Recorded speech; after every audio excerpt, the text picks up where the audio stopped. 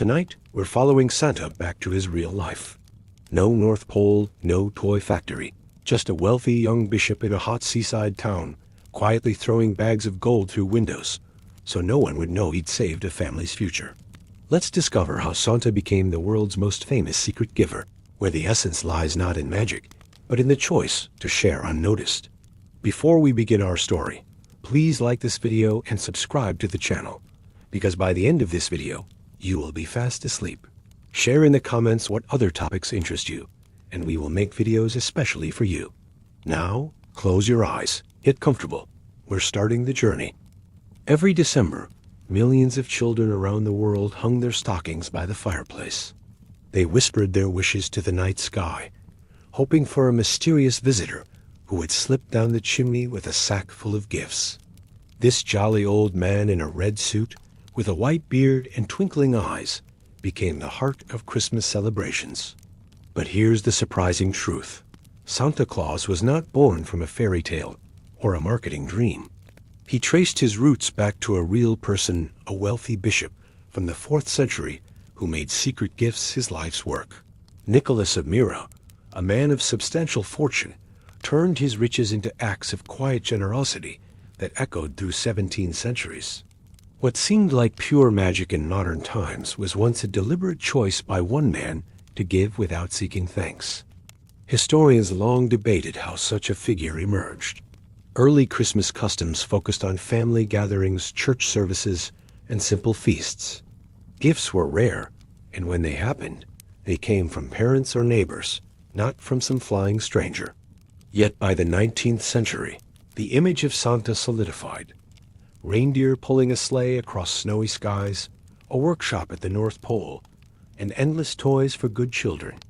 This transformation did not happen overnight. It built layer by layer, starting from the dusty streets of a Mediterranean port town where Nicholas lived around 270 A.D. Born into a prosperous Christian family during the late Roman Empire, he inherited land, ships, and trade goods after his parents died young. In an era when wealth meant power and display, Nicholas chose a different path.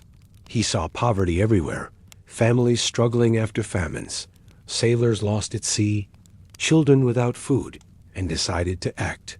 Not with public speeches or grand donations that demanded recognition, but with nighttime drops of gold coins through windows or into shoes left outside doors. This pattern of give and disappear became his signature, a practical kindness that later inspired the core idea of Santa's visits. Imagine the irony. The man who became the ultimate gift giver despised the spotlight. Ancient church records from the region describe him as a bishop who managed church funds with sharp business sense, yet diverted portions to feed the hungry without fanfare. One famous story, passed down through generations, told of a desperate father with 3 daughters. In those days, families without money for dowries, simple payments to start a marriage faced hardship, as daughters could not easily marry or support themselves. Nicholas learned of their plight. 3 nights in a row, he tossed leather pouches filled with gold through an open window while the household slept. Each pouch landed perfectly, enough to secure the girls' futures. The family awoke to find their salvation, but the giver vanished into the dark. Word spread quietly at first, then grew into legend. People marveled at the precision and humility. No parades, no statues in his honor, just results. This tale, recorded in early medieval texts like a life written by his successor, showed Nicholas not as a miracle worker in the supernatural sense, but as a clever organizer who used his resources wisely. He understood that true help felt like a surprise from heaven, not a transaction. What made this story stick? In the Roman world of the 3rd and 4th centuries, emperors built massive monuments to flaunt their generosity, handing out grain in public spectacles. Bishops competed for influence through visible charity. Nicholas stood out by inverting the norm. His gifts arrived anonymously, preserving the recipient's dignity and avoiding debt-like obligations. This subtlety fascinated chroniclers. By the 5th century, just decades after his death around 343 AD, pilgrims visited his tomb in Myra, a bustling trade hub in modern-day Turkey. Sailors credited him with calm seas during storms. Parents thanked him for healthy babies. These accounts multiplied in Byzantine records and Latin manuscripts, lending fact with growing admiration. Church fathers like John Chrysostom praised such understated piety, calling it the highest form of love. Nicholas embodied it perfectly, a rich man who became poor for others, as one early biographer phrased it. Remarkably, no contemporary portrait survived, leaving his image open to reinterpretation. Communities filled the gap with their needs, turning a local hero into a universal protector. The connection to Christmas formed gradually, almost by accident. Nicholas died on December 6th, a date that coincided with winter festivals across cultures. Romans celebrated Saturnalia with gift exchanges. Northern tribes honored Yule with feasting. Christians repurposed these into saints' days. By the Middle Ages, December 6th marked Saint Nicholas Day, when European children left shoes or stockings out overnight, hoping for treats from the bishop's spirit. Bakers made special breads shaped like his mitre, the tall hat of bishops. In some towns, actors dressed as him, carrying a staff and a bag of sweets. This was no coincidence. Medieval economies relied on trade routes, where Nicholas's hometown played a key role shipping olive oil, grain, and cloth across the empire. Merchants invoked his aid for safe voyages, spreading his fame from Greece to Germany. One pivotal moment came in 1087, when Italian sailors from Bari stole relics politely called translating his bones to safety from invading Muslims. The event sparked outrage and devotion, with miracles attributed to the relics drawing crowds. Popes approved new churches in his name, cementing his status. Yet through it all, the core remained: unexpected aid from an unseen hand. Fast forward to the Renaissance, and the figure evolved further. Dutch settlers called him Sinterklaas, arriving by ship with helpers to judge children's behavior. German Nicolo brought nuts and apples. These regional flavors merged in America after 1624, when New York, then New Amsterdam, hosted parades. Washington Irving's satirical history poked fun at the pompous bishop riding a speedboat over treetops, a joke that stuck.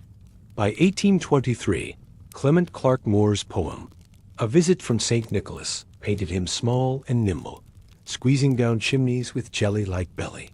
Newspapers illustrated him variously tall and thin, green-robed, or elf-like. The modern red-suited Santa emerged in the 1860s through artist Thomas Nast's Harper's Weekly drawings, inspired by Union soldiers' morale boosters. Coca-Cola ads in the 1930s standardized the look, but the essence predated them by millennia. Each step preserved Nicholas's original twist: assess needs discreetly, deliver precisely, vanish completely. Here's what astonishes modern scholars. Amid commercial frenzy, the ancient pattern endures. Studies from the Vatican archives and Oxford manuscripts confirm over 2,000 churches dedicated to him by 1500 AD, more than to most saints except apostles. Economic historians note his appeal to traders' patron of pawnbrokers because of the gold pouches, symbolized by 3 balls on signs. Children latched on because his stories emphasized fairness without cruelty. Unlike grim reapers of folklore, Nicholas rewarded quietly. Psychological research even links this to giving's brain chemistry. Dopamine from surprise generosity mirrors his method. In a world of tract deliveries and wish lists, Santa's magic lies in that 4th century innovation: joy without strings attached. Nicholas's life bridged empire and faith. The Roman Empire split in 395 AD, just after his time. Christianity legalized under Constantine in 313. He attended the Council of Nicaea in 325, debating doctrine with heavyweights like Athanasius. Legends claim he slapped a heretic there, a human touch amid theology. His era saw Arab raids disrupt trade, making aid urgent. Coins from his period, found in Lycian hoards, show emperors' profiles. Nicholas minted no such legacy. Instead, his currency was trust earned through shadows. Byzantine icons depicted him stern yet kind, gold halo framing wise eyes. Western art softened him, adding youth and warmth. The give and disappear motif connected ancient deed to holiday hype seamlessly. Modern Santa scouts lists, checks behavior, drops parcels, departs before dawn echoing pouches and windows. Chimney descents mirrored stealthy entries. Stockings recalled humble footwear. No elves in Myra, but Bishop's aides became helpers. Reindeer? Northern imports, but the sack stayed constant. Anthropologists trace this archetype to Indo-European gift gods, yet Nicholas grounded it in history. DNA tests on relics in 2017 matched Lycian profiles, affirming his existence. Carbon dating of associated textiles pinned his era accurately. As the first chapter closes, consider the quiet genius. A businessman who hacked charity. Wealthy Romans built baths for fame. Nicholas built futures anonymously. His model outlasted empires. From Myra's harbors to mall Santas, one thread held. Generosity's best form surprises giver and receiver equally. The boy who owned too much learned this early, setting a chain reaction spanning continents and eras. Next, we explore how that lesson took root amid trade's clamor and street's silence. Nicholas was born into a house where abundance felt almost normal. His family lived in a busy port city where ships came and went every day, loaded with grain, wine, oil, cloth, and rare goods from faraway lands. His father was a successful merchant, a man who knew how to read the shifting prices of the markets and the winds of the sea. His mother came from a respected local family, known for their piety and care for the church. From childhood, Nicholas saw chests filled with coins, storerooms filled with food, and fine garments folded in cedar chests. He did not grow up wondering if there would be bread on the table. He grew up surrounded by the quiet confidence of people who owned more than they could easily count. In that world, wealth had its own rules. A rich family was expected to give some money to the church, help build a fountain or a bathhouse, maybe sponsor a feast on certain holidays. But beyond these few public acts, no one questioned how they lived.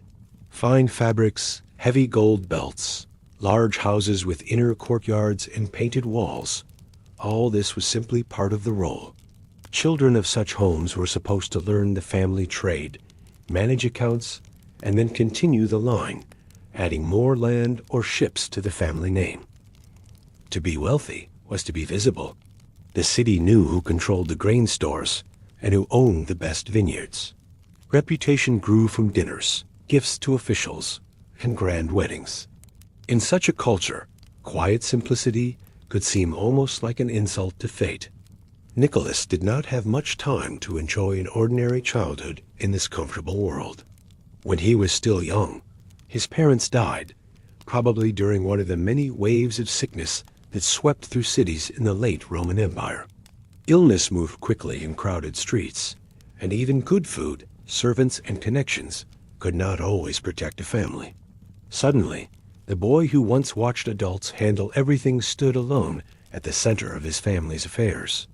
It was a strange position. Emotionally, still a child. Legally, already the master of a large estate. Guardians helped with the formalities, of course, but everyone understood the truth. One day, all of it would be fully his. Many people might have looked at him and thought, with a mix of respect and envy, that he was now one of the luckiest young men in the city. Yet lucky was not quite how Nicholas felt. He saw the accounts and inventories, the lists of ships and cargoes, but they were now covered for him with the shadow of loss. The same rooms that once echoed with his parents' voices now sounded larger and emptier. Servants moved carefully, as if afraid to disturb his grief. Trade did not stop. Ships still came in. But the meaning of all that movement shifted. The barrels and jars were no longer just signs of success. They were a question laid at his feet. What should be done with all this? For many heirs, the answer would have been easy. throw more feasts, wear better clothes. Make sure everyone in town knew that the family was still strong. Nicholas, however, began to notice other things. Every morning, he walked from his house to the church. On the way, he passed crowded side streets where the light did not reach all the way down, and where homes leaned into each other like tired shoulders. Children in warm tunics played near water channels, their games interrupted when a fish seller or a cart of grain forced them aside. Old women sat by the walls, selling a few herbs or pieces of bread. Sailors slept in doorways after long voyages, their faces lined and burned by sun and salt. On feast days, when his family sent extra bread and oil to the poor, Nicholas watched how quickly the food disappeared. The line of hands waiting at the door seemed longer every year.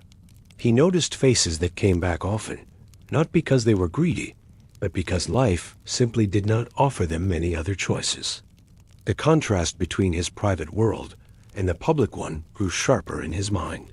At home, there were spare rooms that stood empty most of the time, large chests of clothes and stores of food meant to last through bad seasons. In the streets, a single bad year of harvest could push families to the edge of survival. As he matured, Nicholas began to understand just how wide the gap was. He saw that his family wealth was not only the result of clever deals or good timing. It was part of a system in which some people always had more safety than others. Many in his place would have shrugged and said that this was simply the order of the world. Nicholas found that he could not fully accept that answer. His Christian faith also deepened during these years. The empire was changing, and Christianity was no longer an underground movement. Churches were being built. Bishops were gaining influence. Sermons spoke of mercy, compassion, and the strange idea that what one did to the least of these was somehow done to Christ himself. For someone like Nicholas, these words were not abstract. They walked beside him every time he left his house. When he heard readings about the rich young man in the Gospels, who went away sad because he could not give up his wealth, he felt uncomfortable in a very personal way. The story was no longer about someone else in a far land. It felt like a mirror, quietly placed before him. It would have been easy for him to solve his unease by making a few symbolic gestures. He could have given a little more to the church, paid for a new lamp for the sanctuary, or sponsored a charitable meal once a year. People would have praised him. They might have called him generous, modern in his piety, a fine example to other young nobles. Instead, Nicholas started to experiment with something different. He looked at his accounts and reduced some of his own household expenses. Fewer banquets, simpler clothes, less costly entertainments. The money saved did not vanish into new business ventures. It quietly went out, in coin and goods, to those who needed it most. Unlike many benefactors, however, he avoided public lists of donors and did not ask the church to announce his name. Over time, his giving became more deliberate and more personal. He asked trusted servants what they heard about families in trouble. A sailor injured and unable to work. A widow whose rent had increased. Children who had lost parents in an accident at sea. Nicholas rarely approached these people directly. Instead, he arranged for debts to be paid, rent to be lowered, and food to appear at doors without explanation. Sometimes, a local priest delivered help. Sometimes, an anonymous bag of coins showed up at a crucial moment. The recipients often had no idea where the aid had come from. They simply knew that, when all seemed lost, something shifted in their favor. Behind the scenes, Nicholas watched carefully and adjusted his giving when needed, almost like a quiet manager of invisible mercy. This way of acting was not always comfortable or simple. There was a certain discipline to it, almost like running a business in reverse. Instead of calculating how to gain the maximum profit from each transaction, he asked how to bring the maximum relief with each coin. He had to choose. Help one family a great deal, or many families a little. Support someone in secret, or speak openly and try to change a whole local custom. Step into a conflict and risk being drawn into disputes, or stay in the background and let the results speak for themselves? For someone naturally inclined to privacy, the answer usually lay on the quiet side, and that decision, to let the good deed stand alone, without his name attached, later became one of the most important seeds of the Santa tradition. Observers noticed that the young master of the house did not behave quite like other wealthy heirs. Servants told stories in whispers. He had instructed them not to throw away leftover bread from feasts, but to send it to a certain alley before dawn.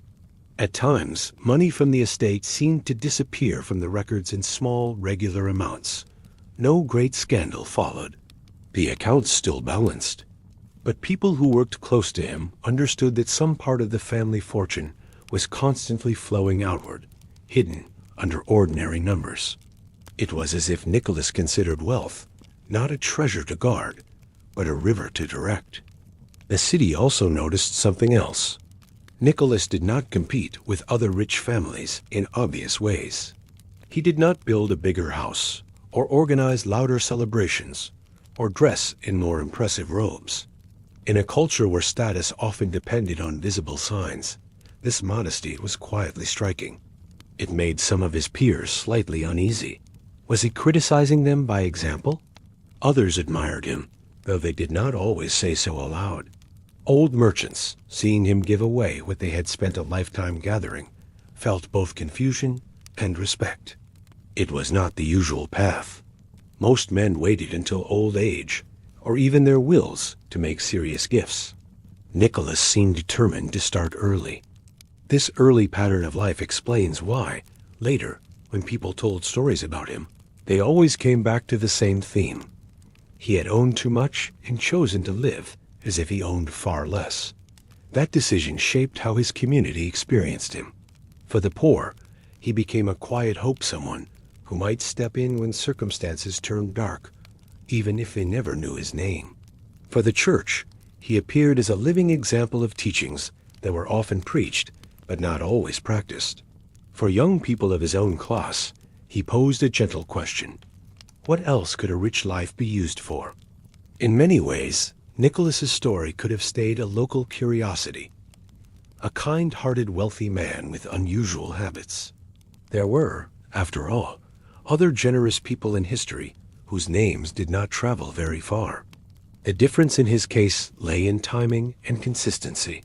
He lived at a moment when Christianity was becoming more visible across the empire, and communities were searching for concrete examples of what a holy life might look like in ordinary clothes. Bishops, monks, and lay people all needed models they could point to, not only in sermons, but in daily conversation. Nicholas, with his combination of wealth, discretion, and practical compassion, fit that need perfectly. As he grew older, his actions formed a kind of quiet legend among those who knew him. Parents told their children, "There is a man in our city who helps people when no one else can." Fathers of struggling households wondered if a mysterious benefactor might one day notice their plight. Some tales surely grew taller with each telling, as happens with any story that gives people comfort. Yet the central image remained steady. A man who could have used his resources for comfort, and instead turned them into lifelines for others. Later, when the idea of a mysterious gift-giver slipping through the night entered Christmas folklore, this image rose naturally to the surface. In the next part of his life, Nicholas would move from the private world of a wealthy house to the public role of a bishop. That change would give him new responsibilities and new ways to help. But the foundation was already laid in these early years. He had learned to see beyond his own gate, to understand that owning too much came with a choice. He had discovered, long before anyone drew him in red on a postcard, that the most powerful gifts were the ones that did not need a signature. From that quiet discovery, the long journey from rich heir to Santa Claus truly began. Among all the stories told about Nicholas, one episode became the beating heart of his legend. It was a simple event on the surface, a rich man dropping money into a poor man's house. Yet this small act of timing, secrecy, and precision shaped how generations imagined him. Long before anyone drew him in a red coat, this was the moment people remembered when they spoke of him as a mysterious giver. It was the quiet scene that connected a wealthy heir in a Mediterranean town with the later image of a secret visitor in the night. In Nicholas's city lived a man who had once been respected and comfortable, but whose fortunes had collapsed over time. Trade could be cruel. A few bad seasons, a lost ship, a failed partnership, and a family that had stood secure for years could suddenly find itself in trouble. His father had 3 daughters. In their culture, each girl needed a dowry, a sum of money or goods offered when she married. A dowry was not a prize or a reward. It was a practical tool that helped 2 families join and gave the new couple a start. Without it, a daughter's future grew dangerously narrow. People could look past a plain dress or a simple house, but a missing dowry was a heavy lock on the door of opportunity. As debts pressed in, the father saw fewer options each day. Friends who once shared business risks with him stepped back. No one wanted to tie their money to a sinking ship. Relatives who might have helped were afraid to be pulled down too. For his daughters, the situation was painful in a quiet, daily way. They could see the worry in his face, the way his hands shook when he looked at unpaid bills. They were not unaware of what it meant. Without resources, they could not easily marry well. In that time and place, a woman without family wealth or support had limited ways to survive. The details of the worst possibilities do not need to be described. It is enough to say that, for a respectable father, the road ahead seemed to lead toward decisions he could hardly even name, let alone accept. Nicholas heard about this family. Some versions of the story say he learned the details from neighbors or servants. Others suggest a priest told him in confidence. However the news reached him, he quickly understood the depth of the problem. This was not a simple case of hunger that could be solved with a basket of food. It was not just a matter of paying a rent bill. The entire future of 3 young women rested on whether their father could produce sums of money he no longer had. Nicholas had a clear choice in front of him. He could walk to their door in daylight and offer assistance as a known benefactor. That would be generous and would relieve their trouble. It would also inevitably reveal their shame to the whole community. He knew how his city worked. A public gift did not stay secret. People talked, neighbors watched. If he arrived in broad daylight with a bag of coins, the gesture would rescue the daughters, but it would also define them. For years afterward, every glance and whisper could be colored by the knowledge that they had been saved by the charity of a rich man. Their father's pride would suffer. Their own sense of dignity would be marked by the memory of standing there as recipients of a favor. Nicholas wanted a different outcome.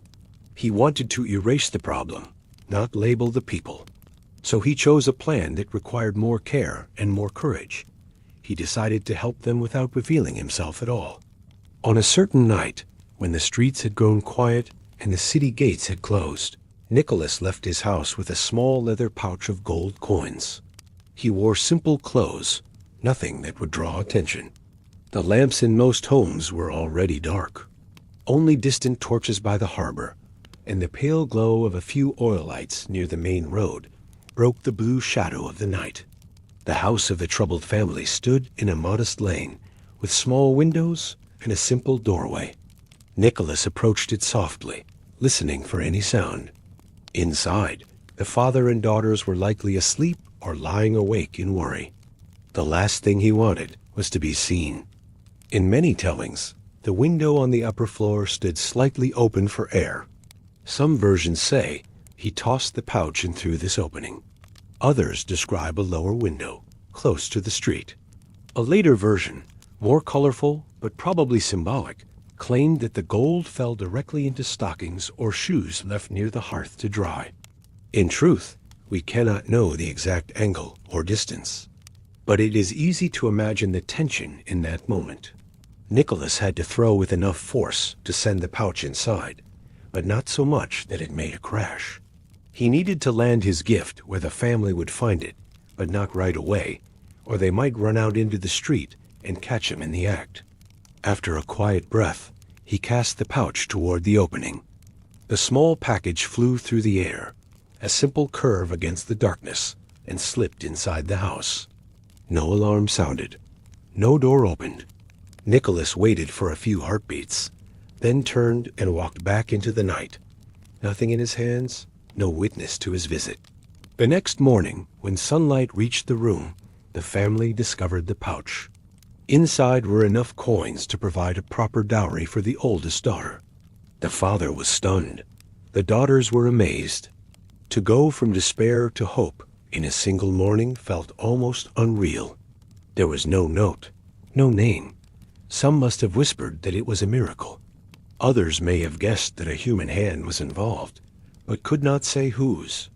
For Nicholas, the plan worked once, but the story did not end there.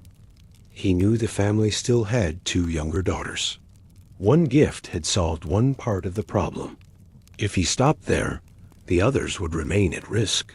So, sometime later, whether weeks or months, accounts differ, he prepared another pouch of gold. Again he waited for night. Again he walked through the sleeping streets. Again he sent a careful arc of leather and metal through the dark into that quiet home. Morning brought a second shock of relief. Now the second daughter's future was secured. By that point, the father was not only grateful, he was deeply curious. Twice his family had been rescued by an invisible benefactor. Twice the gift had been exactly what was needed. He had to know who was doing this. So when Nicholas prepared his third visit, the situation had changed. According to later tradition, the father, guessing that the mysterious helper might return, decided to keep watch. One version says he hid near the window. Another says he waited by the door, listening for footsteps. However he arranged it, he was determined not to sleep until he had seen the face of the man who cared so much for his daughters without asking anything in return. When Nicholas arrived once more, with a third pouch for the youngest, he moved as quietly as before. He approached the house, found his position, and prepared to throw. But before he could escape into the darkness, the door opened. The father rushed out, caught him, and fell at his feet in gratitude. Endless retellings have imagined his words, but the essence is clear. He thanked Nicholas passionately, calling him savior, benefactor, even angel. For a moment, the very secrecy Nicholas had worked so hard to preserve broke. The human need to give thanks overwhelmed caution. Nicholas, who had carefully hidden his identity for so long, now stood exposed in the middle of the street, his plan of pure anonymity shattered by sincere emotion. Yet what he said next became just as important to his legend as the act of giving itself. He asked the man not to tell anyone what had happened. He urged him to keep the secret, to enjoy the safety of his daughters without turning the story into a public show. The message behind this request was simple but powerful. The gift was not about honor or fame, not about creating a reputation for the donor. It was about solving a problem and restoring dignity. The best thanks, in Nicholas's view, was not a statue or a speech. It was a quiet life continued in peace. Of course, as history shows, the secret did not hold perfectly. Human beings talk. A story this remarkable could not remain contained inside one house for long. The tale began to travel, first in whispers among neighbors who noticed the sudden change in the family's fortunes, then in more polished form as a moral example in sermons and stories. In some versions, people argued about whether the mysterious helper was Nicholas or some other generous man. In others, the father kept his promise at first, but finally revealed the truth near the end of his life. As the details shifted, one element remained unchanged. The gold arrived at night, unannounced, and the giver tried to stay invisible. That core image gave future generations a narrative anchor. When they later invented a figure who slipped into homes in the dark to leave gifts without being seen, they already had a familiar pattern to follow. Over the centuries, artists and storytellers added touches that made the scene more colorful and easier to remember. The open window turned into a chimney. The simple leather pouch became a bright sack. The shoes or stockings left by the fire to dry became symbols of hope, laid out on purpose so that something might appear in them. But under each later edition lay the same structure: someone in need, a gift delivered secretly at night, and a giver whose greatest wish was not applause, but effectiveness. The story also introduced a certain elegance that appealed to the imagination. Nicholas did not simply hand coins across a table. He calculated his actions like a careful strategist, choosing the moment and method to protect both body and soul. Modern listeners might notice how strongly this echoes the Santa they think they know.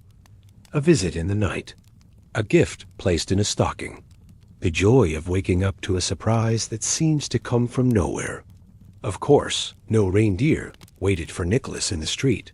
There was no sleigh, no list of names written on parchment by candlelight. Yet the essential logic was already present. Help arrives while one sleeps, when one cannot earn it or ask for it politely. It arrives not as payment for good behavior, but as a response to real need. It changes the next day in a way that feels almost magical, without demanding a visible return. This episode also helped shape how the early church and later storytellers understood Nicholas's character. He was not careless with money, nor was he someone who believed that wealth should be thrown around without thought. He knew exactly what each family needed and supplied precisely that amount. There is something almost mathematical in his approach. 3 daughters, 3 pouches, 3 visits. This care for detail later appeared in the idea that Santa knows what each child wants or needs.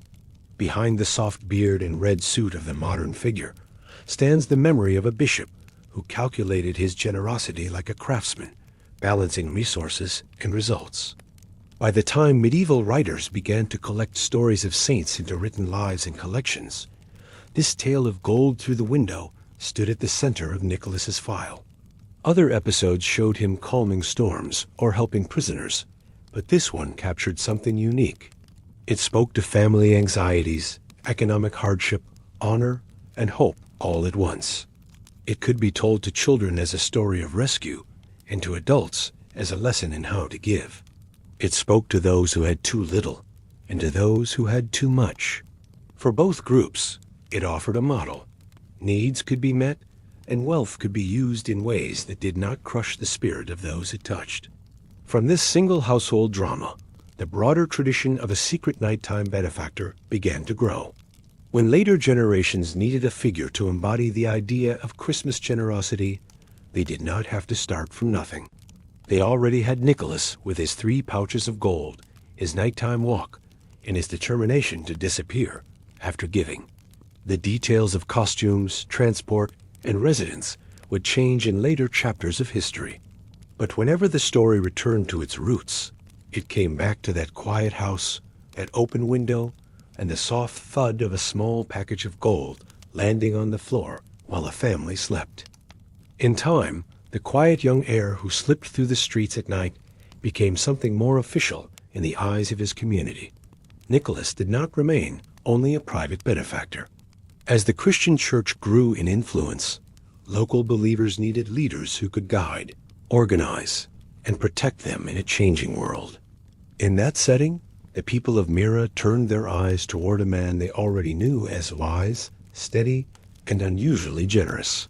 The move from wealthy layman to bishop did not happen in a single dramatic moment, but in a series of decisions, conversations, and recognitions that slowly drew him toward public responsibility. The role of a bishop in the early 4th century was far more than a ceremonial title. Bishops stood at the intersection of faith, politics, and everyday life. They oversaw worship and teaching, but they also handled disputes, managed church property, and served as mediators between the poor and the powerful. In many towns, the bishop's house functioned a little like a community center, a court and a relief office combined. When people argued over inheritance, or when a widow was treated unfairly by a landlord, they might bring their case not only to civil authorities, but to the bishop, hoping for a more compassionate hearing. To take on such a position meant stepping into constant requests and problems. When the previous bishop of Myra died, the church there faced a question. Who could carry the weight of this office at a time when the empire itself was unstable and Christian communities still remembered persecution? The stories say that the local clergy and believers gathered to pray and discuss. Different names were likely proposed: older priests, respected elders, men who had already shown leadership. But again and again, one name rose above the rest: Nicholas. People knew his reputation for fairness. They had seen how he handled his own wealth, how he listened, how he moved through the city without arrogance. He had already been living the kind of concern for others that the office demanded. Later legends embroidered this choice with symbolic scenes. One popular version claimed that another bishop received a vision telling him that the first man to walk into the church in the morning would be the chosen one, and that man was Nicholas. Whether or not such a sign actually occurred, the idea captured what people felt, that his selection was not just a human vote, but something fitting and almost inevitable. He accepted the role, not as a prize, but as a duty. When he put on the bishop's robes and took up the staff, his life shifted from private initiative to public service. As bishop, Nicholas suddenly had formal tools for helping others that went far beyond his personal purse. The church in Myra owned land, received donations, and kept stores of grain and oil for hard times. Managing these resources required a clear mind and good judgment. Nicholas approached this task much as he had approached his own estate. He watched where need was greatest and directed supplies accordingly. During years of poor harvests, when ships brought in less grain and prices rose sharply, he worked to open church granaries and distribute food at controlled rates. There is a well-known story in which he negotiated with ship captains who were carrying grain to the imperial capital. He convinced them to leave part of their cargo in Myra for the hungry, promising that their load would not be reduced when measured later. According to the account, when the ships reached their destination, the amount on board was unchanged. Whether one reads this as miracle or metaphor, it reflects his reputation as a man who used his influence to feed the people. Nicholas also became known as a protector of sailors. Myra lay near important sea routes, and storms could be deadly. Surviving sailors told of praying to the bishop during a violent storm and seeing him appear to calm the waves or guide them safely into harbor. These stories moved quickly along trade routes. In an age before weather forecasts, the idea of a human intercessor who cared for those at the mercy of the sea brought comfort. Over time, this role as guardian of sailors extended to travelers of all kinds. Merchants setting off on difficult journeys mentioned his name. Parents whose children crossed mountains or seas whispered prayers to him, hoping that his steady hand would somehow reach their loved ones. His work as bishop was not limited to food in storms. He also acted in matters of justice. One frequently told episode describes how 3 men were falsely accused of a serious crime and sentenced to death by a corrupt official. Nicholas, learning of the situation, went to the place of execution and stopped the punishment at the last moment. He confronted the wrongdoers, exposed the lie, and secured the release of the innocent. Later versions of this story emphasized his courage, showing him standing between naked power and vulnerable lives. The exact details may have shifted over the centuries, but the core message remained. When injustice threatened, Nicholas did not stay in his study. He went out into the public square and used his moral authority to intervene. In all these roles, his earlier habits followed him. He still avoided making himself the center of attention. Even when he acted publicly, his aim was to restore balance rather than draw praise. He did not use the bishop's office as an excuse to live in luxury. Instead, he treated it as a larger version of what he had already done in private, managing resources, watching for those on the edge, and stepping in quietly but firmly when something could be set right. People in Myra came to see him as a kind of anchor in unpredictable times, someone whose presence made the city feel less frightening. His leadership style also shaped how other clergy behaved. Priests under him saw that their bishop was not distant or cold. He listened, asked questions, and did not dismiss problems as not his concern. Instead, he often took on the most complicated cases personally, especially when they involved the poor or those with no one else to defend them. This approach encouraged others to imitate him. Deacons became more active in visiting the sick. Monks in nearby communities worked more closely with the city's needy. The church under Nicholas became not only a place of worship, but a network of real support. The broader context of the empire made his steady presence even more important. During Nicholas's life, the Roman authorities alternated between tolerating and persecuting Christians. At some points, churches were destroyed and believers were imprisoned. At others, new laws allowed Christians to practice their faith openly. These shifts created confusion and fear. Having a bishop who could navigate both danger and opportunity without losing his focus on care made a real difference. Later generations remembered him not simply as a local administrator, but as a figure who held his community together in stormy times, both literal and political. Over time, word about this active, compassionate bishop traveled beyond Myra. Visitors came and went, traders stopping in port, pilgrims heading to other holy sites, refugees fleeing unrest. Many carried stories with them when they left. In other cities, Christians repeated these tales. There was a bishop in Lycia who opened granaries during famine, who saved sailors, who defended the innocent at the risk of his own safety. In a world where news moved slowly and memory was often oral, such stories spread in a ripple pattern, adding new details as they traveled. Some listeners may not have remembered his exact city or all the facts, but they remembered his name and the feeling his actions gave them. An interesting thing happened as these stories continued to circulate. People who had never seen Nicholas began to think of him as someone they could turn to in prayer, even if they were far from his city. Sailors in distant ports called on him in storms, trusting that the same care he showed in Myra could reach across waters.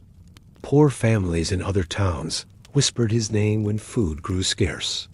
Step by step, he shifted in the public mind from a local bishop to a wider protector, not just of one flock, but of all who felt vulnerable. This change laid the foundation for his later status as a universal figure of help. Through all of this, the memory of his earlier years as a wealthy young man who gave in secret stayed strongly attached to his image. When people described Bishop Nicholas, they did not separate the roles. They spoke of him as both the leader who confronted injustice and the quiet giver who once threw gold through a window at night. In icons and painted panels, artists showed him in bishop's robes, but sometimes included small details that recalled his gifts, a sack, coins, or 3 golden balls. Even as his responsibilities widened, the core of his character did not drift. He remained, in essence, the same person, someone who saw need clearly and responded without waiting for applause. Looking back, it is easy to see how this phase of his life built the bridge toward the later Santa image. Santa, as people now imagine him, is more than a giver of toys. He is also a sort of moral presence, a figure who cares whether people are treated fairly, who watches over a wide territory, who seems to know where help is needed. When children hear that Santa sees them and knows if they have been kind, behind that bit of seasonal folklore stands the deeper, older idea of a bishop who paid attention to his community and did not close his eyes to suffering. Nicholas's years as Bishop of Myra were the period when he moved from being a good man with private means to a public figure whose actions left marks on records, buildings, and memories across the region. Yet the most important thing was not new clothing or new titles. It was the continuity between his past and present. The boy who owned too much had already learned to give. The bishop who now held authority simply found larger ways to express the same decision. That consistency is one reason why, long after his death, people continued to tell and retell his story, not as a set of disconnected miracles, but as the life of a man whose power and kindness grew together. In the following chapter, the focus will shift to what happened after Nicholas was gone from this world. His life, rooted in one city and one era, began to stretch across continents and centuries through tales, churches, and traditions. The wealthy bishop of Myra, who walked real streets and managed real grain, slowly became something more, a shared memory of generosity that would eventually blossom into the global figure of Santa Claus. Nicholas's death did not arrive with fanfare. There was no grand farewell speech recorded, no carefully staged exit. He grew older, carried the weight of his office, and like everyone else, eventually left the world he had spent his life trying to mend. He was buried in his own city, among the people whose hunger he had fed and whose fears he had softened. At that moment, nothing guaranteed that his name would survive beyond a few generations. Many good bishops served and were forgotten. Stone inscriptions faded. Families moved on. Yet for Nicholas, something different began to happen almost immediately after his burial. The man who had always tried to avoid attention slowly became impossible to ignore. Those who had known him personally continued, naturally, to tell stories about him. They remembered the time he intervened to save falsely accused men, or the way he had distributed grain in a bad season. They recalled his steady presence during political chaos and his willingness to listen when others were too busy or too proud. For them, these memories were not legendary. They were part of lived experience, woven into the fabric of their own lives. A sailor might tell his children, "When we prayed in that storm, it was Bishop Nicholas who came to mind." A widow might say, "When there was no bread left, somehow food came, and we knew he had done something quietly again." These stories, in the first years, still had the texture of eyewitness accounts. As time passed, however, a natural shift occurred. People who had never met Nicholas began to hear these accounts. For them, he was already partly a figure of the past.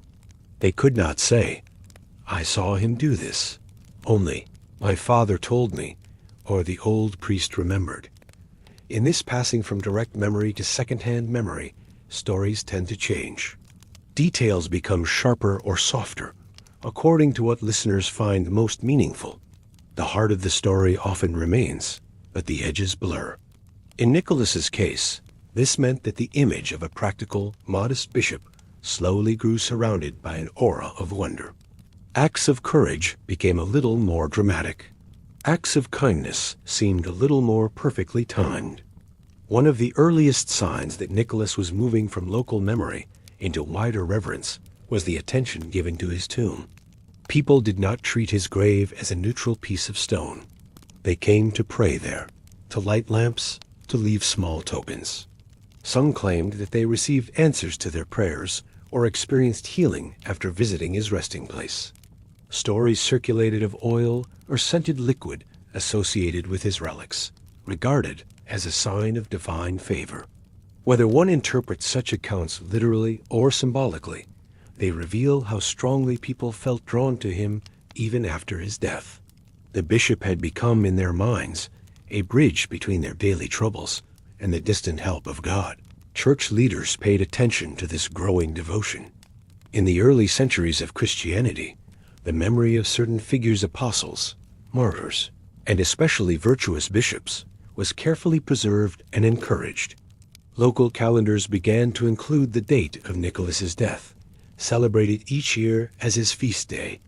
Sermons on that day retold his deeds, both to honor him and to offer a pattern for others. The choice of stories mattered. Preachers did not focus on his intelligence or administrative skills alone. They highlighted his secrecy in giving, his refusal to seek praise, his courage in defending the weak. The image of a man who never wanted fame became central. To honor him was, in a sense, to honor that refusal. There is a quiet irony in this. Nicholas himself had tried to hide many of his actions. He had insisted that the father of the 3 daughters stay silent about the gold. He had never demanded that his name be carved into public buildings or that songs be written in his praise. Yet precisely this reluctance made people respect him more. In a world where many leaders sought recognition, a man who ran from applause felt unusual and therefore memorable. The very attempt to escape fame made it chase him harder. People saw in him not only a kind heart, but also a kind of purity. He was generous, and he did not seem to be performing that generosity for an audience. As tales about him spread beyond Myra, new communities adopted him as a spiritual friend. In port cities across the Mediterranean, sailors invoked him in prayers before leaving harbor. It was not necessary for them to know every detail of his life. They knew enough. He had lived near the sea, cared for travelers, and been remembered as a protector in storms. Inland, families struggling with poverty or injustice found in his stories a source of hope. If he had once stepped in to save a family from despair, perhaps he could still, in some invisible way, watch over others in similar situations. In this way, his personal history began to stretch into something larger, a symbol of help in times of quiet crisis. Written texts played a major role in fixing his image. By the 6th and 7th centuries, monks and clerics composed formal lives of Saint Nicholas. These were not cold chronicles. They were carefully shaped narratives that chose certain episodes as central. Always, the picture was the same. Nicholas as a man of means who gave without calculation for himself. Nicholas as a bishop who used authority to protect rather than to control. Nicholas as a humble servant who preferred the background. Alongside these core traits, more dramatic episodes appeared: stories of visions, rescues from far-off dangers, and miraculous interventions. Some of these may have grown from simple roots, like a prayer answered in a storm. Others might have been moral tales attached to his name, because he fit the role of a rescuer so well. In every case, though, the storytellers carefully linked the wonders to his character. They did not present him as a flashy wonder-worker seeking attention. Instead, he remained the same grounded figure, almost reluctant even in miracle stories, acting because someone was in need, not because he wanted to show power. This kept his legend from drifting into pure fantasy. Even when the events described sounded extraordinary, the personality behind them remained consistent and recognizable.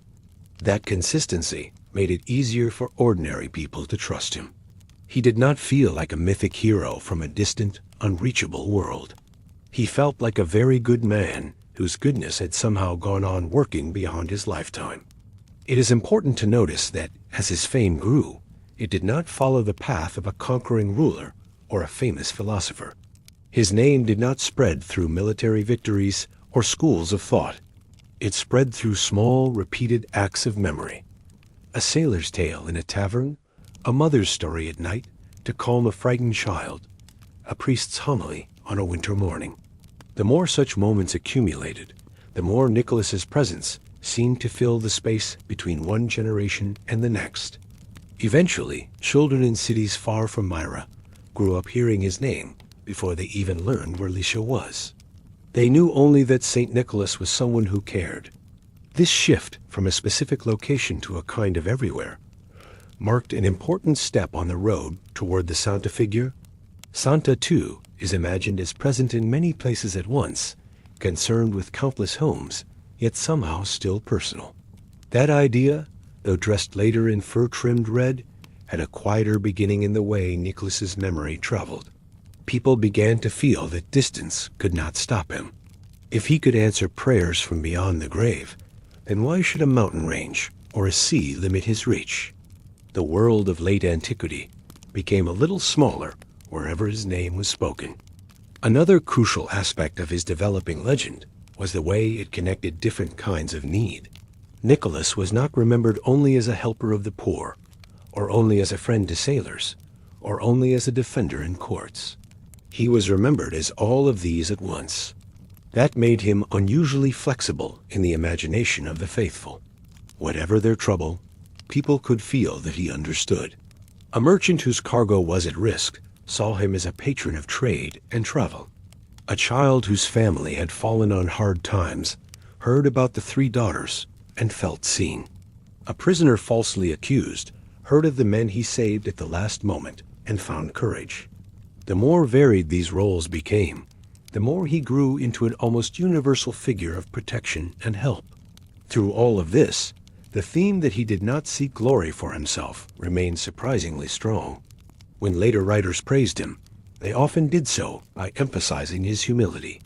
They pointed out that he had given away his inheritance, that he had hidden his good works, that he had chosen a life of service over comfort. They used his example to gently criticize those in their own time who gave loudly in order to be admired. In this way, Nicholas's legend became not only a source of comfort, but also a quiet standard. It invited listeners to ask themselves what kind of giver they wanted to be. This tension between hidden action and growing fame also foreshadowed the double nature of Santa Claus. On the one hand, Santa is everywhere in December on posters, in songs, in shop windows. On the other hand, within the story, he still operates invisibly. He arrives when houses are dark, leaves his gifts unseen, and vanishes before anyone can catch him. The roots of that pattern can be traced back to Nicholas, a man whose deeds could not stay hidden, even though he always tried to keep himself out of the center. History, and later tradition, almost turned him into what he never wished to be, a celebrated figure. Yet the heart of his story never stopped repeating the same lesson. True giving asks nothing in return, not even recognition. By the time the first churches were dedicated in his name beyond his home region, Nicholas had fully crossed the threshold from local memory into shared Christian culture. Pilgrims traveled to his tomb. Relics associated with him were carried to other cities. His feast day was marked with special services. The man behind these honors would probably have been deeply skeptical of the attention.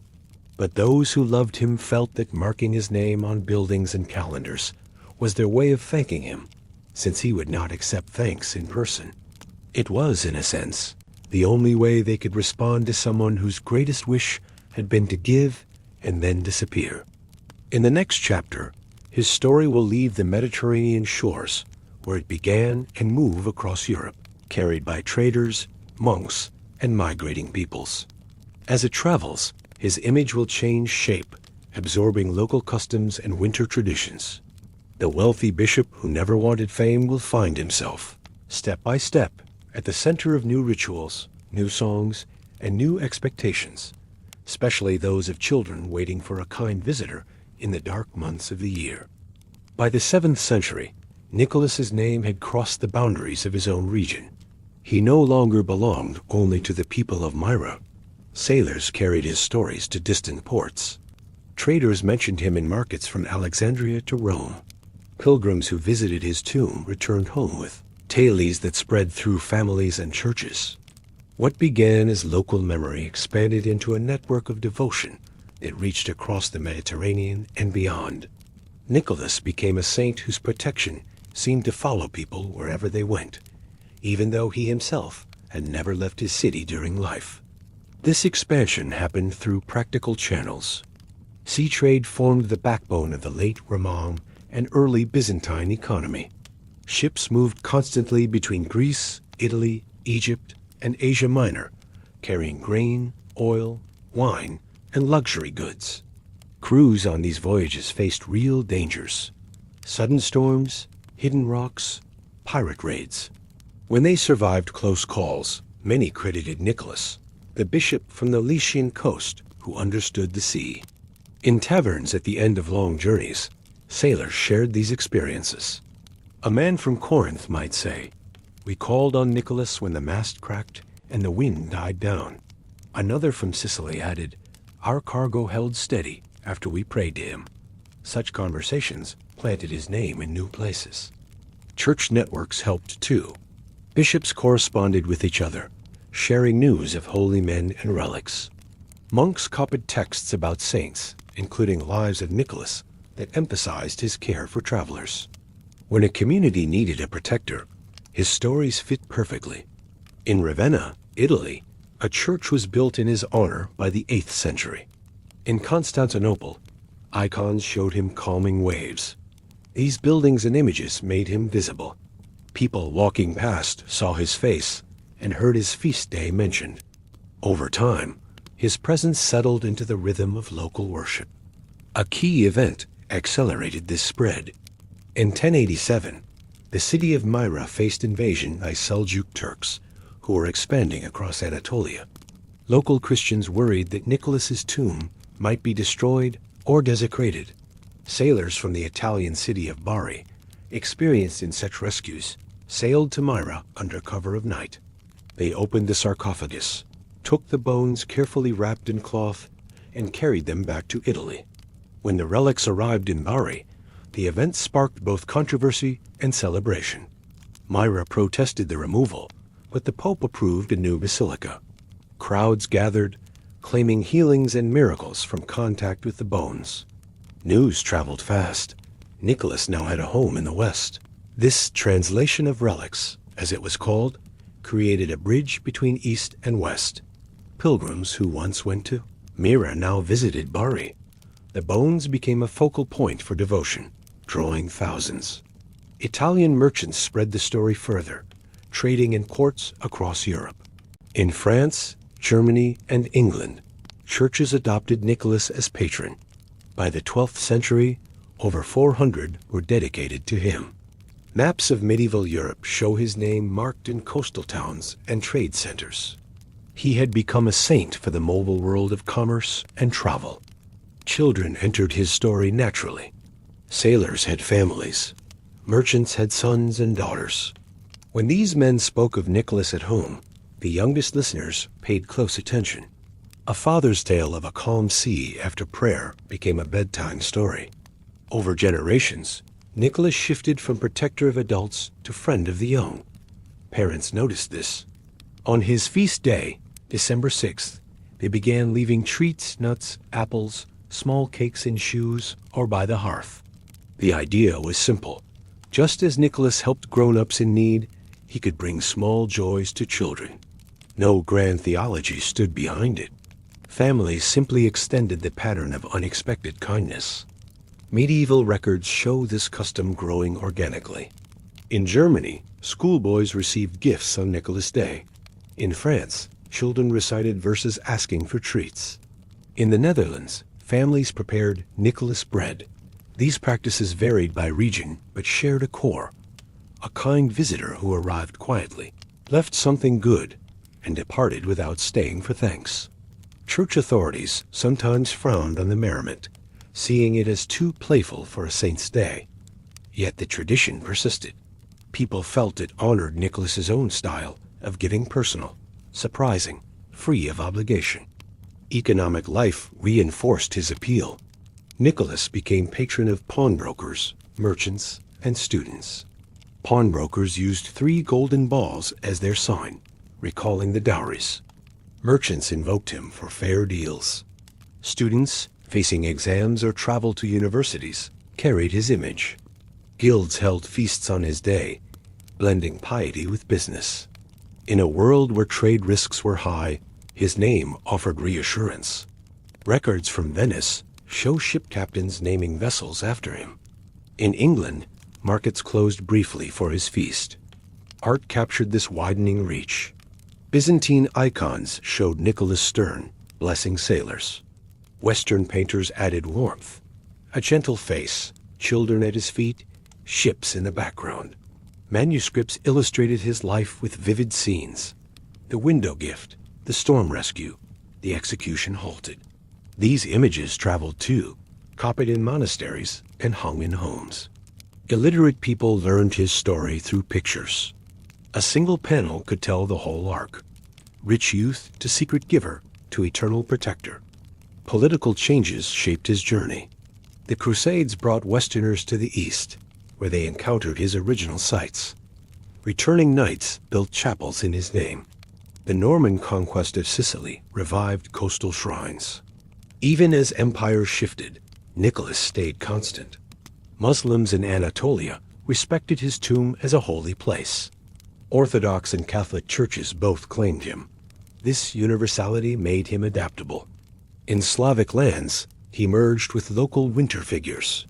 In Scandinavia, sailors equated him with sea gods. By the late Middle Ages, December 6th had become a fixed point in the calendar. Schools released children early. Bakers sold special loaves. Actors dressed as Nicholas, staff in hand, beard flowing, visiting homes.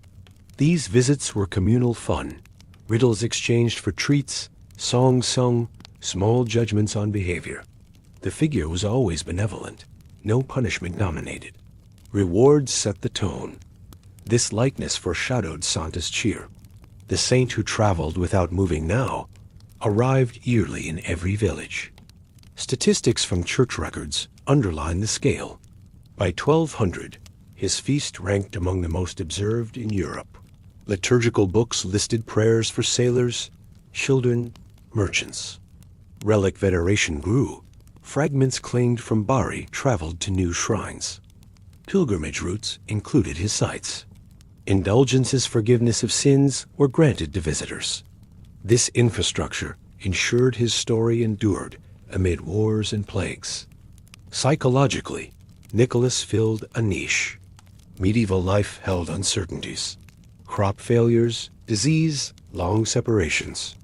A saint who addressed these without demanding perfection appealed deeply.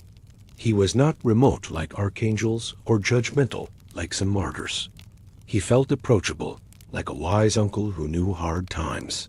Children sensed this too. Their gifts on his day were never extravagant simple fruits or coins, but meaningful. The act mirrored parental love, care shown through small, thoughtful provision. This chapter marks the pivot. Nicholas ceased being a historical bishop. He became a cultural constant, embedded in rhythms of work, worship, and winter. From Lycian shores to Rhine villages, his essence held. See the need, provide quietly, let gratitude flow naturally. When later figures like Sinterklaas emerged, they built on this foundation. The saint who traveled without moving had already reached everywhere his people went. The next phase brings him north, where cold winds and long nights reshape his image. From Mediterranean protector to hearthside visitor, Nicholas adapts to new landscapes and customs, drawing ever closer to the form children recognize today. As Nicholas's name spread across Europe, his story met the rhythm of the seasons. Winter in many parts of the continent was long, dark, and uncertain. Fields lay quiet under frost. Days ended early.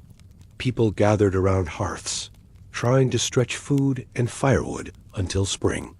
It was in this cold, waiting time of year that Nicholas's memory found a new place to live. His feast, marked on December 6th, stood at the edge of winter like a small lamp in the dark.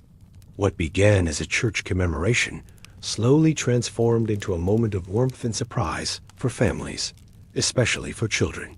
By the 11th and 12th centuries, parish records and local customs described how communities marked St. Nicholas's Day.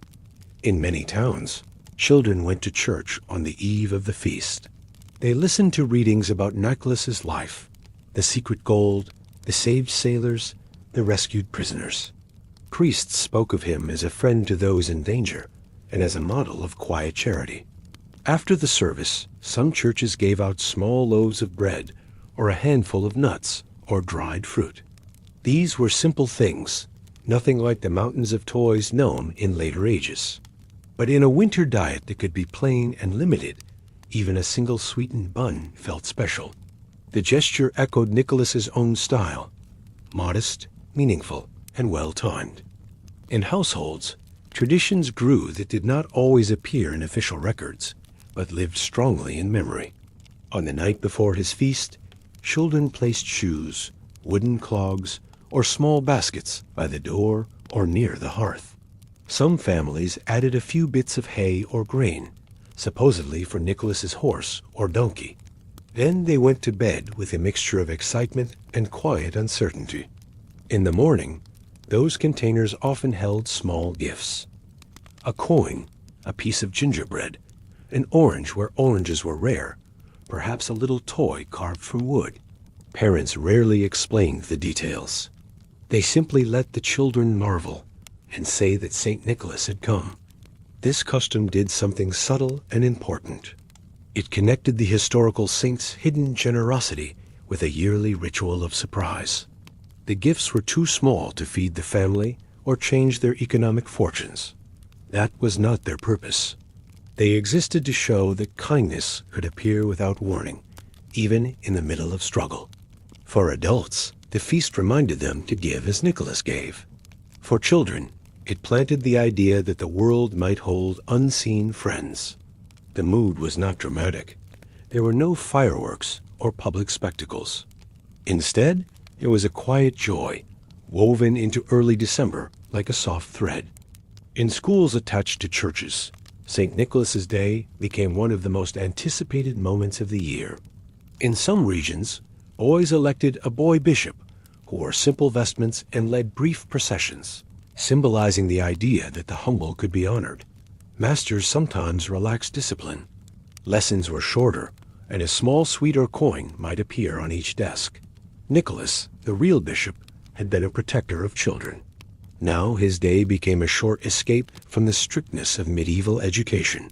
Songs were sung in his honor, some serious, others playful. These practices helped fix his image, especially in young minds. When those children grew up, they passed the same customs to their own families. The way people spoke about him also changed during this period. Earlier, he had been known mainly as a bishop who helped in crisis. Now, more and more, he was described as a friend of children and bringer of joy. That did not erase his other roles, but it shifted the center of gravity. His feast moved from being primarily a solemn church day to being also a domestic celebration. The church did not always drive this change. Ordinary people did, by how they chose to remember him. They wanted a figure who could bring light into the darkest month, and Nicholas fit that role naturally. Winter itself shaped the tone of his feast. In cold climates, people depended on strong social bonds to survive. Sharing food and warmth was not just kindness, it was practical. A saint who embodied generous sharing, therefore, resonated more strongly in winter than at any other time. Because his feast fell early in December, it also served as a kind of opening note for the whole festive season. Other holy days and local traditions followed, Advent, Christmas, New Year each, with its own customs. But St. Nicholas's Day stood at the start, like the first star in a long night. It set the theme: giving, hospitality, and an awareness of those who had less. In some places, local folklore added a slight edge to the joy. Accounts from Central Europe speak of Nicholas visiting homes accompanied by a stern figure who carried a switch or a chain, representing discipline or the consequences of misbehavior. Nicholas himself remained gentle. This companion existed to highlight his mercy. Good children received nuts and fruits. Naughty ones might be warned. Over time, later figures like Krampus or other dark companions grew from these roots. Yet even in such versions, Nicholas personified kindness. He did not punish. He balanced the picture, reminding families that justice and mercy could meet. The connection between Nicholas and winter cheer became so strong that his name appeared frequently in seasonal plays and performances. In churchyards, actors staged short dramas where Nicholas saved ships, delivered gold, and blessed families around a fire. These were not professional productions. They were organized by townsfolk and clergy working together. The audience often included shivering children wrapped in cloaks, watching by torchlight as their favorite saint moved through familiar scenes. The stories were old, but the setting cold air, dark skies, shared warmth made them feel immediate. As literacy slowly increased and more people gained access to written stories in the late Middle Ages, collections of saints' lives circulated with Nicholas prominently included. His chapter was often placed near those of other popular saints, but he stood out for being tied directly to a specific time of year and specific practices. Copyists sometimes added notes in margins about local customs. Here, the children receive bread, or, in our town, they place shoes by the bed. These small additions show how fully the saint had entered the fabric of winter life. Over the centuries, this blending of devotion and seasonal comfort formed a new image in people's minds. Nicholas was no longer just the bishop of a distant city called Myra. He was the one who came every year, even though he never walked their streets in life. He visited homes without knocking, left gifts without claiming credit, and then retreated into the invisible. No one saw him climbing through windows or slipping past doors. They only saw his effects in the morning. This repeated pattern of unseen arrival and visible kindness prepared the imagination for the later concept of a figure like Santa. It is also in this period that the idea of Nicholas as a giver of joy, not just a solver of crisis, matured. Earlier acts, the gold for the daughters, the grain for the hungry, addressed immediate survival. The winter gifts often addressed morale. They told children and adults alike that they were not forgotten. In a time when many festivals included fearsome or chaotic elements, Nicholas's Day remained calm and reassuring. There were no wild crowds or dangerous rituals. Instead, there were small pleasures, a new pair of warm gloves, a sweet roll, a kind word. By the end of the Middle Ages, Nicholas had become firmly tied to the season of light and darkness. He held a unique position, anchored in real history, yet present in yearly traditions, as if he still walked the earth. People who never saw an icon of him, and who could not locate Myra on a map, still knew his name and expected his visit. This deeply rooted expectation would play a crucial role when, in the centuries to come, cultures began reshaping winter holidays. They did not have to invent the idea of a secret giver from nothing. Nicholas was already there, the saint of winter cheer, standing quietly at the door of December. In the next chapter, his image will travel north and change its clothing. In the Netherlands and surrounding lands, he will step onto a boat, adopt a new name, Sinterklaas, and take on fresh details. But beneath the new hat, new accents, and colder winds, the same old pattern will endure. A figure who arrives in the dark, gives freely, and disappears before dawn. When Nicholas reached the Low Countries, the Netherlands and surrounding regions, his image took on new colors suited to the watery landscape and seafaring culture. Here, the saint stepped from Mediterranean shores onto flat fields crossed by canals, where windmills turned slowly and ships glided through narrow waterways. The Dutch, master traders with fleets reaching distant colonies, embraced him fully. They reshaped his arrival to match their world.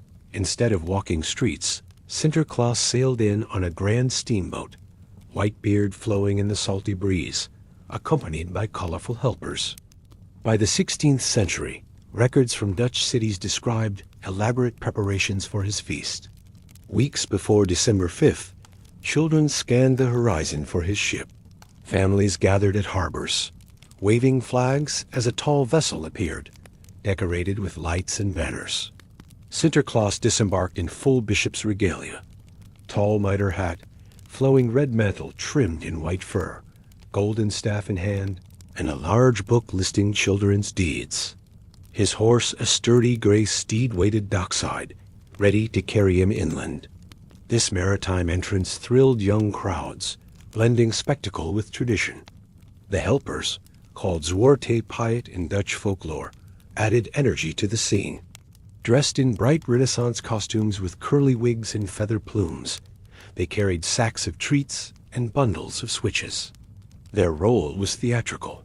Piet distributed candies like peppermint spicy ginger cookies and chocolate letters, shaped like initials, while warning naughty children with mock sternness. Sinterklaas himself stayed calm and wise, reviewing the book and offering gentle judgments. Good behavior earned sweets. Minor mischief drew a light reminder. The balance kept the mood festive, never harsh. Once ashore, Sinterklaas toured towns on horseback, pausing at schools, markets, and homes. Children recited poems or answered questions about their year. In return, Piet showered them with goodies from the sack speculoos cookies, molded into windmills or ships, marzipan figures, and nuts. Evening brought house visits. The group knocked softly, entered quietly, and left shoes filled with treats by the stove or fireplace. Families prepared by placing a carrot for the horse. Morning revealed the bounty. Chocolate coins in foil, toys, or fruit. No one saw the departure. The magic lay in the mystery. This version of Nicholas reflected Dutch practicality and playfulness. The boat symbolized safe arrivals after ocean voyages, vital to a nation built on trade. The horse navigated dikes and bridges where sleighs would fail. Helpers mirrored busy crews, assisting the captain. Costumes drew from Golden Age paintings, with velvet doublets and puffed sleeves. Even the book echoed merchant ledgers, tracking credits and debits of behavior. Sinterklaas judged fairly, like a guildmaster reviewing apprentices.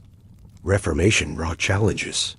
Protestant leaders in the Netherlands criticized saint worship as superstition, banning public processions in some areas. Yet folk customs proved resilient. Families continued private celebrations, whispering traditions to children despite church edicts. Underground plays and songs preserved the figure. By the 17th century, as Dutch power grew through East India Company voyages, Sinterklaas symbolized prosperity and protection. Colonial outposts in Indonesia and Suriname adapted the feast with local sweets. Literature reinforced the image. Dutch chapbooks' cheap printed stories detailed Sinterklaas adventures, storms calmed at sea, lost children found, generous gifts delivered. Poems urged good conduct for his visit. Artists captured landings in oils, dramatic skies, cheering crowds, the saint waving from deck. These visuals fixed the iconography: mitre, crozier, red cope, white gloves. Unique to the Low Countries was the emphasis on poetry and performance. Children composed verses on the spot, earning extra treats for clever rhymes. Families hosted evening gatherings with riddles and songs. Sinterklaas responded in measured verse, praising effort. This interactive element built anticipation and community. Guilds sponsored floats and fireworks, turning harbors into winter carnivals. Economic ties deepened the tradition. Spice trade brought cinnamon, cloves, and chocolate, starring in Sinterklaas confections. Bakers competed with intricate speculoos molds. Candy makers crafted letters from imported cocoa. Prosperity fueled generosity. Even modest homes offered abundance on his eve. Sailors returning from Java or Curacao added exotic fruits, linking the feast to global commerce. Over time, Sinterklaas evolved slight regional flavors. In Flanders, he rode a donkey. Northern villages used skates on frozen canals. Catholic enclaves kept bishoply piety. Protestant areas softened religious elements into family fun. Yet core rituals endured: boat arrival, house visits, shoe gifts. This Dutch incarnation bridged medieval devotion and modern holiday. Sinterklaas retained Nicholas's essence: discreet aid, moral nudge, joyful surprise, but added theatrical flair suited to merchant republics. The boat replaced the window toss. Helpers echoed anonymous servants. No flying reindeer yet. Travel stayed earthly, by water and hoof. As Dutch influence spread through trade and migration, Sinterklaas prepared for his next voyage. New Amsterdam awaited, where flat fields met Hudson shores. There, amid diverse settlers, he would shed some bishoply robes, gain a new name, and adapt once more. But the pattern held firm. Arrive from afar, assess quietly, reward generously, depart unseen into legend. In 1624, Dutch settlers established New Amsterdam on the island of Manhattan, bringing their cherished customs across the Atlantic. Among the wooden houses and bustling docks, Sinterklaas arrived yearly by imagined ship, delighting children with his boat procession and shoe-filling rituals. English speakers heard the name twisted into Santa Claus, a phonetic echo that stuck. When the British captured the colony in 1664 and renamed it New York, the tradition persisted underground, whispered in immigrant homes amid growing English dominance. By the 18th century, Santa Claus emerged publicly in American print. Washington Irving's 1809 satirical history, Knickerbocker's History of New York, featured Saint Nicholas as a pipe-smoking elf who flew over treetops in a wagon pulled by geese, landing on rooftops to dispense wisdom and discipline. The parody poked fun at Dutch holdouts, yet it revived the figure for a new audience. Irving's whimsical portrait tiny, mischievous, authoritative planted seeds that outgrew the joke. Newspapers reprinted excerpts. Children begged for details. The decisive moment came in 1823 with Clement Clarke Moore's poem, A Visit from St. Nicholas, later known as "'Twas the Night Before Christmas." Recited around family firesides, it transformed Santa into a nimble, jolly intruder. He was dressed all in fur, from his head to his foot, a bundle of toys he had flung on his back, and he looked like a peddler just opening his pack. Moore added flying reindeer 8 swift names like Dasher and Dancer Sleigh, Chimney Descent, and a belly that shook when he laughed like a bowl full of jelly. No bishoply robes here. Santa became secular, domestic, irresistibly vivid. The poem spread via broadsheets and schoolbooks, embedding the image nationwide. Illustrators built on Moore's words. In 1848, woodcuts showed a stout figure in fur-trimmed green, sack in hand, reindeer harnessed. By the 1860s, Thomas Nast's Harper's Weekly cartoons solidified the archetype. Nast depicted Santa in stars and stripes attire during Civil War Christmas issues, boosting Union morale. He placed the North Pole workshop icy, industrious, toy-filled, and showed Santa checking naughty nice lists. Nast's Santa wore tan or brown suits initially, pipe in mouth, but always round-faced, twinkling-eyed, paternal. Immigrant waves enriched the mix. German Christkindls brought Christmas trees and gingerbread. Irish immigrants added storytelling flair. Scandinavian settlers contributed Yule log traditions. Santa absorbed elements. German Krampus softened into watchful elves. English Father Christmas lent dignified warmth. New York streets hosted parades where Dutch holdouts mingled with German bands, creating hybrid festivities. Department stores like Macy's hired live Santas by the 1870s, posing children on knees amid cotton snow. Commercialization accelerated in the Gilded Age. Montgomery Ward's 1890 catalog featured a red-suited Santa hawking toys. Sears followed suit. Postcards exploded. Chromolithographs showed Santa in every hue: purple, blue, olive delivering via balloon, bicycle, or train. Victorian artists favored elegant, elongated figures. American cartoons preferred pudgy cheer. The diversity delayed standardization, but red gained traction, echoing cardinal robes and fire engine brightness. Railroads spread the gospel. Pullman cars carried families homeward, reading more aloud. Train stations hosted Santa booths. Rural papers reprinted urban illustrations, bridging city and farm. By 1900, Santa Claus dominated American Christmas imagery, outshining nativity scenes in popular culture. Key innovations fixed his persona. Elves tiny, pointy-headed laborers replaced Zwarte Piet, inspired by shoemaker folklore. The North Pole, remote and magical, suited industrial America's fascination with polar exploration. Lists evolved from moral ledgers to wish registries, mailed to toy factories. Reindeer lore expanded. Rudolph debuted in 1939 via Montgomery Ward booklet. Legal protections emerged. Coca-Cola's 1931 Haddon Sundblom ads commissioned to boost sales showed a Leave model Santa in red velvet, white-trimmed, black-booted, sipping Coke amid gifts. Sundblom's warm, grandfatherly Santa, painted annually for decades, became the template. Though often credited with inventing Red Santa, Sundblom refined Nast's vision, aligning with emerging consensus. Santa's American journey mirrored national character, inventive, inclusive, commercial. From Dutch enclave to melting pot icon, he symbolized abundance amid frontier hardship. Civil War soldiers exchanged Santa drawings. Frontier towns built thrones from wagons. He bridged divides north-south, immigrant-native uniting via universal cheer. Globally, American exports carried him worldwide. Hollywood films like Miracle on 34th Street, 1947, cemented the archetype. GI parcels during World War II included Santa cards. Post-war consumerism peaked with suburban lawns sporting life-size figures. Yet beneath tinsel lay Nicholas's thread.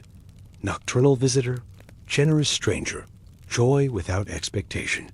Santa Claus, born of transatlantic fusion, prepared for mass culture dominance. From Manhattan docks to Hollywood screens, he evolved from regional saint to national treasure, ready for 20th century amplification. By the early 20th century, Santa Claus was already firmly rooted in American and European winter life, but his appearance and personality were still surprisingly flexible. In postcards and magazine illustrations, he sometimes wore brown, green, or even blue. In one image, he appeared thin and almost monk-like. In another, he looked like a small gnome peeking through a keyhole. What united these versions was the basic idea: a bearded man connected to Christmas, carrying gifts, moving through the night. Yet there was not yet one single Santa that everyone would instantly recognize. That would change as printing, advertising, and film began to saturate public space with repeated images.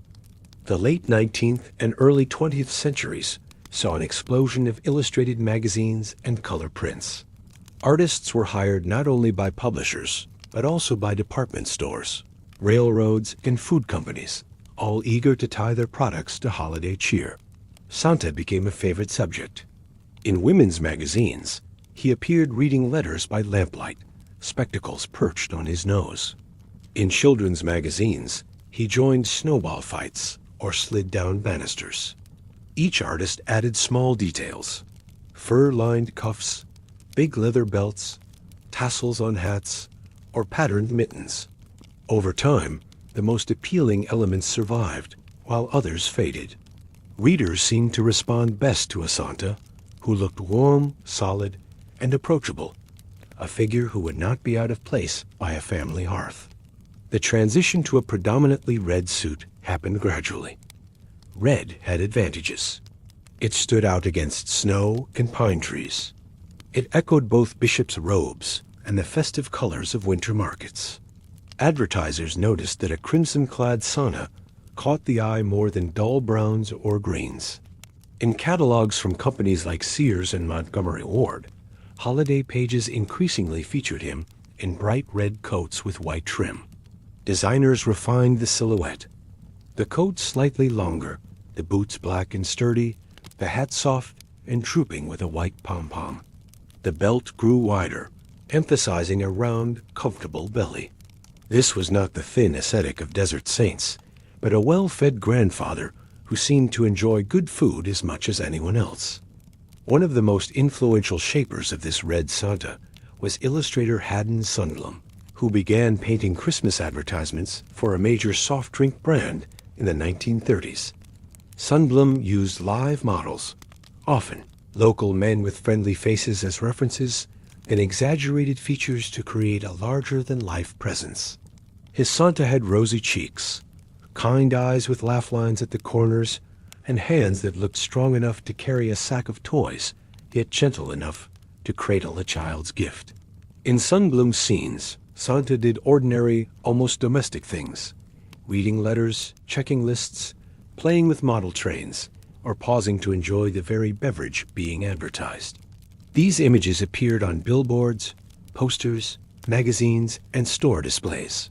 Repeated year after year, they burned a single, consistent Santa into public consciousness. Cinema added motion to the image. Early black and white films showed department store Santas, but as color film spread, the red suit gained a vivid life on screen. Holiday movies placed him in snowy villages, bustling New York streets, and magical workshops. Even when stories questioned whether he was real, the visual stayed constant: red coat, white fur, black belt, boots, hat, white beard. Animated shorts contributed their own touches.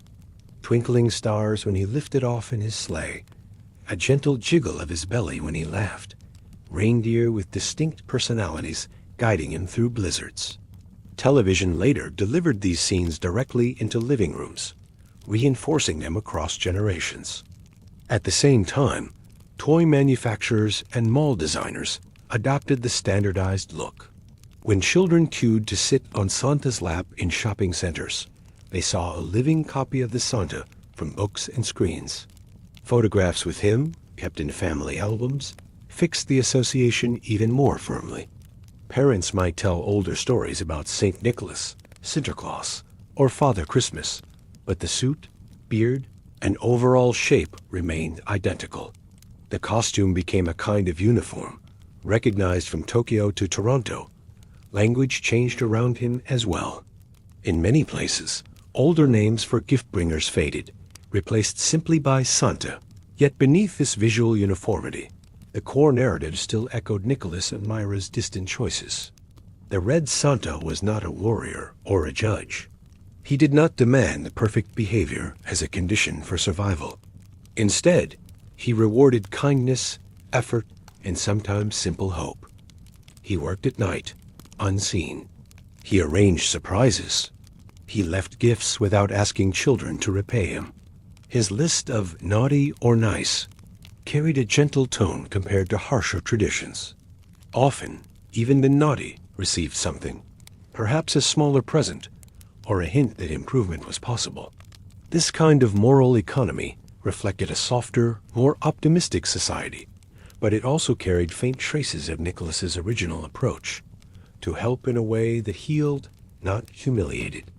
The global reach of this Red Santa did bring changes that Nicholas never would have imagined. Commercial campaigns sometimes pushed the idea that happiness depended on getting more and more things. Storefronts displayed mountains of toys, electronics, and luxury goods, all under his smiling image. Critics pointed out the tension between such excess and the humble, generous spirit of the historical saint. In response, many communities and charities tried to reconnect Santa's fame to acts of real giving. Programs encouraged people to buy gifts for children in need from Santa. Anonymous donors paid off layaway accounts for struggling families. Volunteers dressed as Santa visited hospitals, bringing comfort rather than expensive toys. In these actions, the red suit became a symbol directing attention outward, not just inward. Art and literature in the 20th century also began to play with Santa's story, exploring his character more deeply. Some stories portrayed him as slightly tired but devoted, continuing his rounds year after year out of habit and love. Others imagined him worrying about children who no longer believed, or about how to reach those in war zones or poverty. These modern reflections, though fictional, mirrored real questions. What does it mean to keep a tradition of generosity alive in a complex, often unequal world? The Red Santa, cheerful on the surface, carried those questions quietly in the background. By mid-century, the process that had begun with a wealthy bishop in a coastal town seemed complete. The Red Santa had become a global icon. He appeared on stamps, in cartoons, on soda cans, and in school plays. Planes painted his face on their tails for holiday flights. Cities lit giant Santa figures on building facades. Yet when people closed their eyes and pictured him sliding down a chimney or leaving gifts by a tree, the essential features stayed simple. A person moving unseen through the night, guided not by profit or power, but by a desire to give. The richness of his outfit, the snow, the sleigh-all, were decorations for that central act. In this chapter of the story, mass media and marketing refined Santa's form until it seemed permanent. But even this final version remained rooted in older soil. The red coat and the warm smile were modern flourishes on an ancient idea that someone with much would choose to share with those who had less, and do it in such a way that joy, not debt, filled the morning. The next and final step in this journey would be to look back across all these layers and see how the wealthy bishop and the world-famous Santa, though separated by centuries and costumes, still shared the same quiet secret. By the time the red-suited Santa circled the globe each December, most people who loved him had never heard of Myra, Lisha, or grain ships in the eastern Mediterranean. They knew chimneys, reindeer, jingling bells, and maybe a workshop at the North Pole. They pictured department store thrones, handwritten letters in colored pencil, and snowy Christmas movies. At first glance, the gap between that world and the life of a 4th century bishop seemed enormous. One belonged to a world of empire and famine, of stone streets and oil lamps. The other to a world of shopping malls, neon lights, and digital wish lists.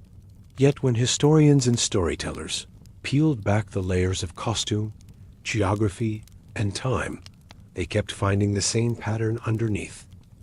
Someone who had much chose to give, quietly, in a way that made others feel seen rather than small. Nicholas of Myra never met a reindeer. He never climbed down a chimney or rode a sleigh across a winter sky. His nights involved walking narrow lanes, not flying above clouds. But he understood something that would later give Santa his enduring charm. Gifts were most powerful when they arrived unearned, unexpected, and free from debt. Nicholas's 3 pouches of gold saved a family from despair without branding them as publicly rescued. His grain distributions fed a hungry city without turning the poor into beggars on display. His interventions in storms and courts protected lives without asking for songs in his honor. In each case, the real gift was not only what he gave, but how he gave it, protecting dignity, removing fear, and then stepping back into the background. Centuries later, as winter traditions evolved and trade routes shifted, societies needed a figure who could carry this idea into new contexts. Medieval Europeans faced long, dark Decembers and harsh economic realities. Linking Nicholas to a winter feast allowed them to wrap his quiet mercy in warmth and ritual. Shoes left by the hearth, small fruits and sweets discovered at dawn, candles lit in his honor. All these were small rehearsals of his original choices. Parents, by giving in his name, taught their children 2 things at once: that kindness might come from beyond the family circle, and that such kindness did not always shout its own name. When Dutch sailors imagined Sinterklaas stepping off a boat, they translated his old coastal presence into their own maritime tongue. The move to America and the birth of Santa Claus multiplied these themes on an industrial scale. Santa became a character in poems, cartoons, and films. He lived in a remote workshop, yet cared about individual homes. He tracked lists and preferences, but still operated with surprise. He judged behavior, but gently, with more hope than threat. Above all, he remained unseen in the act itself. Even in a world filled with cameras and bright store lights, the vital moment in the story still took place at night, in the dark, when no one was watching. Presents appeared under trees or in stockings, as if by their own will. Children might spot many Santas in costume, but the real one, in their imagination, never let himself be caught at work. In this way, Santa ended up preserving one of Nicholas's most radical ideas. Generosity did not need an audience to be meaningful. In fact, the absence of an audience could make it more magical and more human. The modern world certainly added noise advertisements, sales, slogans, but the heart of the story that people told their children remained surprisingly close to the bishop's old instinct. Somewhere out there, invisible and busy, was someone whose main desire was to make sure others felt joy when they opened their eyes. The form shifted from gold to toys, from dowries to dolls and games, yet the purpose stayed the same: to turn anxiety into relief, and ordinary mornings into something quietly brighter. Different cultures added their own flavors to this shared figure. In some countries, Santa arrived on Christmas Eve. In others, St. Nicholas still came on December 6th, and a different figure handled Christmas Day. In some places, he rode a donkey instead of a sleigh, or wore a long coat instead of a short jacket. Some families emphasized his saintly roots, connecting him openly to church and prayer. Others treated him as a purely folk character, part of winter storytelling. Yet almost everywhere, two consistent traits survived. He was kind, and he left more than he took. Even when traditions included stern companions or warnings about bad behavior, Santa himself stayed associated with mercy. He was someone to look forward to, not to fear. In quieter corners of the season, beyond the crowded shops and loud music, people found ways to imitate this pattern more consciously. Anonymous envelopes with cash appeared in mailboxes of families going through hard times. Grocery stores received paid-off balances from people who asked not to be named. Hospitals saw volunteers dressed in red visit children who could not go home, offering not only small gifts, but presents and attention. Charity drives often framed themselves as chances to be Santa for someone else. In all these acts, the costume and story provided a cover that allowed modern givers to practice the same disappearing generosity that had defined Nicholas so long ago. Seen from this angle, the line from bishop to Santa becomes less about myth and more about memory. Over 17 centuries, countless storytellers, parents, artists, and children added their pieces to the puzzle. Names changed, outfits changed, transportation changed. But none of those outer shifts erased the inner logic. A wealthy young man in a coastal town once realized that he owned too much and that his neighbors had too little. He found a way to turn that imbalance into quiet rescue instead of loud charity. People who watched never forgot how that felt, even when they forgot many of the details. They passed on the feeling in the shape of feasts, customs, and characters, until one day children knew Santa's laugh without knowing Nicholas's name. If Nicholas could have seen the modern world, with its glowing screens and crowded airports, he might have been startled by the scale of his shadow. He might have questioned the endless products piled under trees and the way his story sometimes seemed to serve commerce more than compassion. But he would have recognized something, too, in the small, unrecorded moments that still happen every winter. A parent staying up late to fix a toy, a stranger paying discreetly for someone's meal, a neighbor leaving groceries on a doorstep and walking away before anyone can say thank you. These are the places where his choice still lives, hidden but real. In the end, the real gift that traveled from Myra to the North Pole and back was not a particular object or tradition. It was a way of imagining what to do with power and plenty. Nicholas showed that wealth could move like water, flowing where it was needed most, and that the giver did not have to stand in the center of the story. Santa, in all his red, laughing abundance, carries that lesson in disguise. Under the fur and the bells, he is still a quiet reminder that the most lasting happiness often comes from giving in such a way that only the recipient, and perhaps the night itself, ever truly know.